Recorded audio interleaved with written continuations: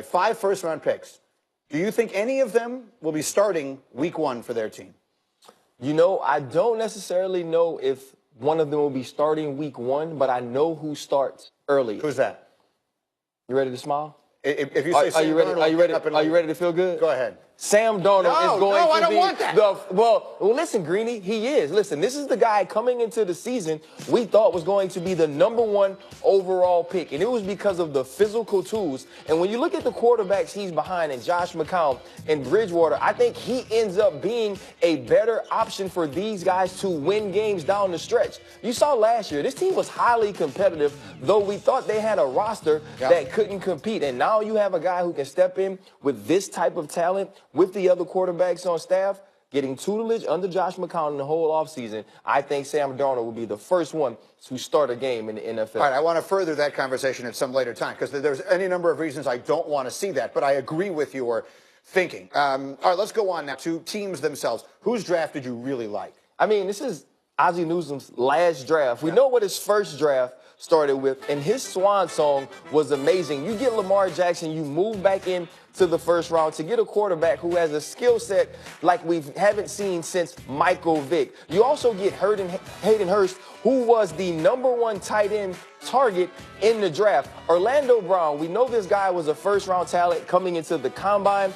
He fell because of bad combine numbers. He didn't run well. He didn't look good. But if you can get this guy to play, if you can get this guy to train in the offseason the way that pros do, we can see him be dominant like his father Zeus was for the Baltimore Ravens. And then you go late in the draft and you get Anthony Averett, a guy who came on late for the Alabama Crimson Tide. We know what type of defenders that Nick Saban produces for the league. So when you get these guys to play and you take a draft in its totality, I love what the Baltimore Ravens were able to do. Now here's what's tricky to me, or here's what I find interesting. The Green Bay Packers have went DB with the first 2 picks in 3 of the last 4 drafts. They are really trying to get it right. When you lose a Charles Woodson and Al Harris's and Tremond's, now you're trying to figure out, can you get 2 corners to be huge? Randall and Quentin Rollins didn't work out. Now you go to Zaire Alexander and Josh Jackson, 2 guys that were ball magnets when they played last year at Louisville and Iowa. Very different people,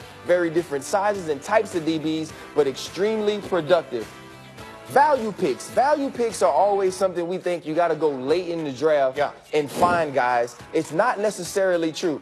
Bradley Chubb, to me, was a huge value pick. We already knew the Denver Broncos were planning to put a trade package together to get out of the spot #5. But when Bradley Chubb fell to them, they felt like they had to pick and they had to get him. They weren't worried about who was on the other side, that we had Von Miller, that we had Shane Ray.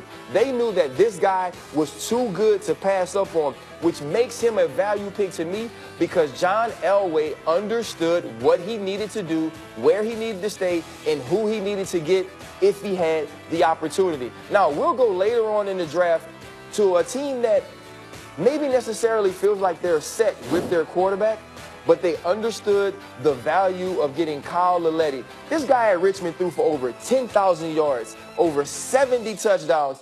He is a player who has started 40 games with good production, goes to the combine, does a great job. In postseason bowl games, he showed as good as any of these quarterbacks that played at major Power 5 conferences. You know they don't want somebody to replace Eli this year, but this is a guy who you can get for value instead of drafting someone early like a Darnold, who we thought they may take at the 2nd pick, that you can develop under Eli, that you can have under Coach Shermer, that learns how to play the game from a future Hall of Famer and understands it from a skill set position. And here is my favorite pick of the draft, Mr. Irrelevant. Mr. Irrelevant is Trey Quinn. He's from Louisiana. He's from Lake Charles, a record-setting high school wide receiver. He goes to LSU. We all know how LSU passes the ball. He couldn't really get it going there. Goes to SMU.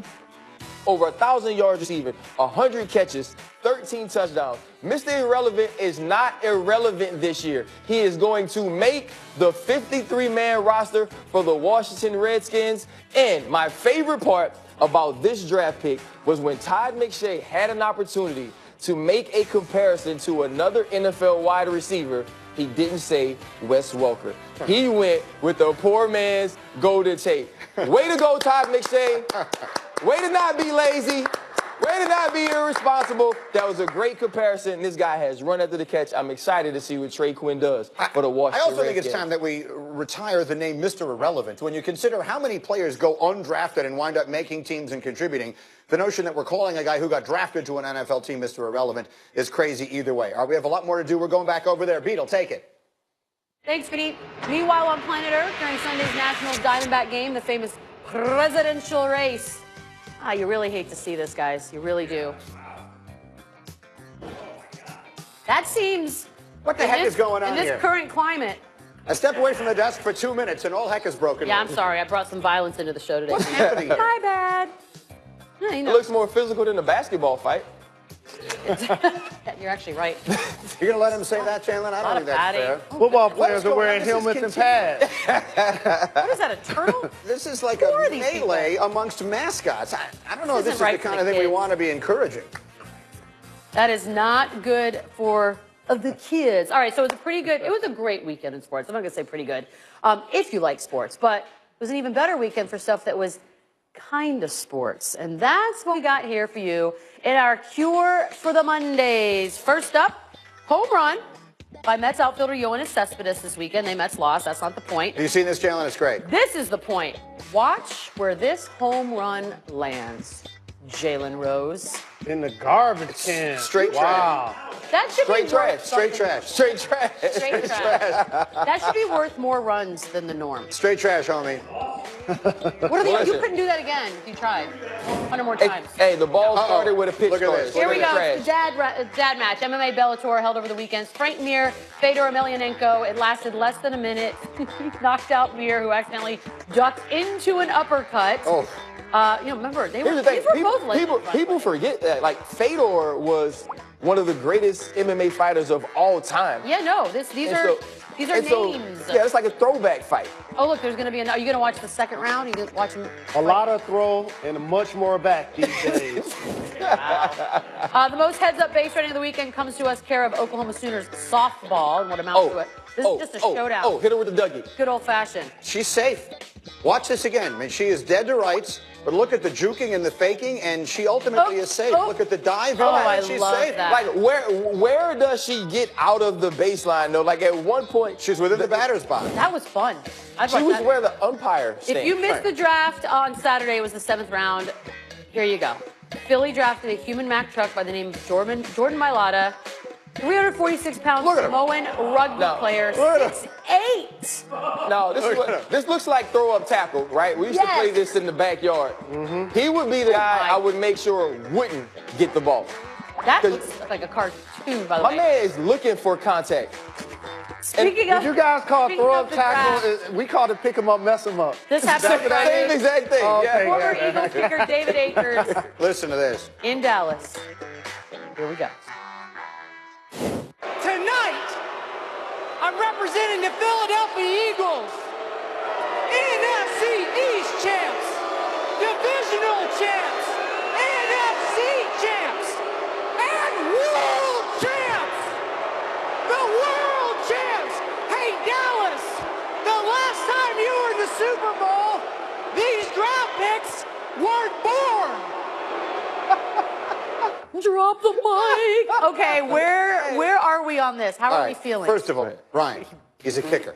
That was my very first thought. I worked with a football player long enough to know They're the people. kicker doesn't get to do that. Okay. Hey, I 100% agree. Second of all, What? I know it was fun for some. For some. I don't like it. This is the NFL draft. Some human being got picked. Some human being's lifelong dream was fulfilled in words that guy spoke after he screamed at the audience like he was trying to hype up a fight in MMA that we showed a little bit earlier. Nailed it. I didn't particularly like it. I mean, I get it, and no one was hurt by it. I'm not saying this was an outrage, but all things considered, I didn't particularly like it. Did you guys like it? No, I really didn't like it. I understand what the NFL is trying to do. You don't want to march Roger Goodell out there and let him get booed the whole time. And I think they have encouraged some of these things from some of the players I talked to who actually went to announce some of the pick. They encourage some of the interaction. They encourage some of the antics. But when you get to that point and you're stealing a moment from a player that has worked his whole life to hear his name, I think you've gone a little too far. Can I make a bigger point here? what you're hearing now is Goodell getting booed when he came out to open the draft. And they tried everything they could. They brought out Aikman and Staubach in Dallas and they got booed. I think that if you're trying to reshape or shape the image of a huge multi-billion-dollar league and corporation, which is what they are, a business, I think that sending Roger Goodell out there to be booed mercilessly every single time on a night that millions of people are watching is a bad idea. It's gone from being cute. I don't like the optics. Right. I don't like the optics. I think you're sending him out there. You're reminding people who might not already know and might not live in it moment to moment that everybody hates him. Whether it's justified or not is a completely separate discussion. So who does it then? But you have to send him out at least once. That's going to happen. He's the commissioner of the NFL. So at some point, you have to send him out there. I think you're strategic about when you do it, and then you let him stay away from the stage the rest of the way. I'm going to make a suggestion. This is a show. That's all it is a show now. Why doesn't it have a host? The Oscars has a host. The ESPYs has a host. Why do you need the commissioner to announce all these picks? So, Jalen, you and I put our heads together and we came up with it. Who should host the NFL draft? Dwayne "The Rock" Johnson. Wait, whoa. So just right out the blue. I'm dead serious. He's a former collegiate football player. He's an A-list celebrity, and he will handle himself with class. The Hey, whole NFL. thing, though, that's a long gig. Hey, NFL, please don't continue to allow this. You're making a mockery of your draft. I'm serious. Like, as somebody that's walked on the stage and had the opportunity in a red and white suit, as a matter of fact. It was fire, too, though. Red Gators, appreciate you. It was fire. To shake David Stern's hand, you dumbing it down. You cheapening your product by doing this. I know it's fun and cute when people have their little things like David Akers did. I liked it. I laughed, and it's all fun. But here's the thing. David Akers also was getting booed by the crowd because he was egging them on. Right. So now what ends up happening is wrestling every time you go to another town, you're going to egg on the hometown and have them booing you like they're booing the commissioner. That is all bad. No, it's not. It's WWE. That's not bad. That's great. The crowd's into it. It's worse if the crowd's quiet and you hear nothing. Then they're just when the last time you've been to a WWE draft? Well, they actually do have drafts. They split up the two nights, Mondays and Tuesdays, and they split them up. Correct. The thing is that they don't want to be. I was waiting on it. Okay. We were waiting for you to finish that. I got you on that one. They do. SmackDown and Raw. I have more to say about this. We'll do it a little bit later. All right, fair enough. Sports Center. You didn't know. Now you do. 6 o'clock after PTI. Michael Eaves, zoom in. Sixers Celtics game 1 tonight. Keith Olbermann will have a history lesson.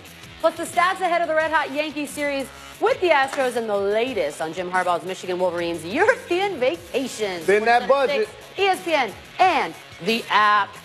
Up next, playoff P already in off-season mode. Why Jalen's doing a 180 on his future and the madness of King James. How crazy can it get? And can it go on? Oh, 180, huh? I think The Rock should host the draft. The rest of my life gon' start today. Calling up the ocean, this is... Finally got me, Ben. The Clark Street crater, the mother of all potholes. But you know,